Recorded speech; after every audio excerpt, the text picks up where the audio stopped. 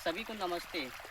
प्रिय मित्रों, जैसा कि हमने आप लोगों को जानकारी दिया कि जीवा अमृत खाद कैसे निर्माण किया जाता है, तो उसी जीवा अमृत खाद को आज खेतों में कैसे डाला जाता है। अभी इस समय पानी को खेतों में पटाया जा रहा है और ये हमारे बगल में सौरभ जी हैं, इसी का खेत है। तो इसने कहा अभी हम लोगों को समझ में नहीं है कैसे डाला जाता है खेतों में, तो अभी हम खेतों पर आए हैं किस तरह से डाला जाता है वो बताने के लिए। तो आप लोग देख सकते हैं वीडियो के माध्यम से कि पानी के साथ कैसे जीवामृत खाद को डाला जाता है। तो आप देख सकते हैं अभी हम इस समय पानी के द्वारा जीवामृत खाद को पूरे खेतों में छिड़काव करवाने की पूरा जानकारी दूंगा कि किस तरह से पूरे खेतों में फैलेगा। तो अभी इस समय आप लोग देख सकते हैं कि पानी खेतों में पट रही है। तो जैसा कि अभी ये पानी निकल रही है, तो इसी धार पर, ये पानी की धार पर आपको ऐसे करके देख लें, धीरे धीरे की मात्रा में और जो जो दाम हुए ऐसे करके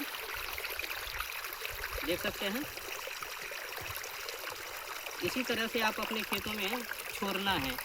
और ये भी आकलन कर लीजिएगा, अगर बड़ा साइज खेत है 1 एकड़ 1 बीघा का, तो आप पाटा को गिन लीजिएगा कि हमारे खेतों में कितना पाटा है। तो उस हिसाब से आपको 1 लीटर, अगर प्रति पाटा पर 1 लीटर का भाग है तो 1 लीटर ले लेना है। एक पाटा में 1 ही लीटर की मात्रा में डालना है। देख लीजिए किस तरह से फैलेगी, पूरे खेतों में चले जाएंगे।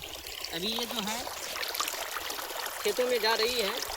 इसी तरह से आपको ध्यान में रखना है कि हमारे खेतों में कितने पाटे हैं, उसी पाटे के अनुसार आपको अपना भाग बना लेना है। और प्रति पाटे में जितना आपको जीवामृत खाद लगे, उसी तरह से आपको अपना भाग बना करके इस तरह से आप अपने खेतों में डालिएगा। ठोके ठोक गिर रहा है अभी नीचे। तो प्रक्रिया इसी तरह से है। आप लोग अपने अपने खेतों में इसी तरह से डालिएगा। तो यही बताने के लिए हम खेतों पर पहुँचे हैं। तो जय हिंद, जय भारत। जब आप लोग इस तरह से अपने खेतों में जीवामृत खाद को डालिएगा, जब एक खाद इस मिट्टी में समाएंगे तो लाजवाब उत्पन्न होता है, उर्वरक शक्ति को बढ़ाती है। तो डालने की जो प्रक्रिया है इस तरह से है।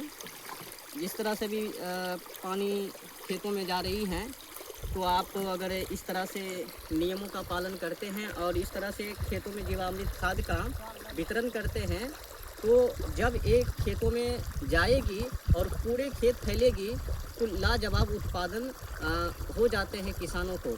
और जो डीएपी यूरिया जो अपने खेतों में डालते हैं वो बेकार की चीज़ें हैं। डीएपी यूरिया से बच के रहिए।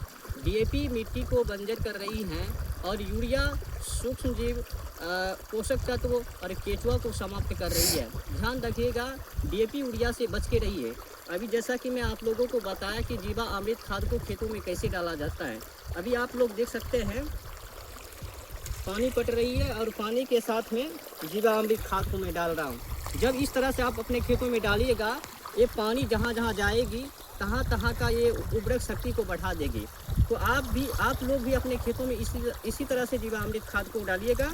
और उत्पादन की अगर बात किया जाए तो लाजवाब उत्पादन होता है और उर्वरक शक्ति को भी बढ़ाता है, और साथ साथ में जो है कि मिट्टी को बंजर होने से भी बचा देता है। तो आप लोग नियम का फॉलो करें। जय हिंद, जय भारत।